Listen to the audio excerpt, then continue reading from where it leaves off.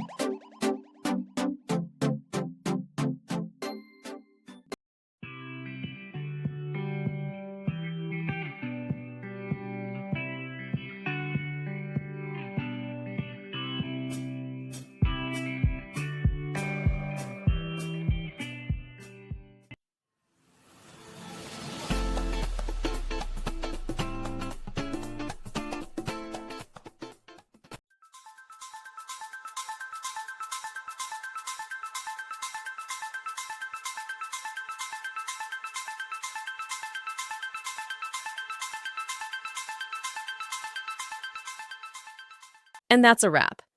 I hope you found the answer you were looking for. If you did, take a second to hit that subscribe button. It really helps out.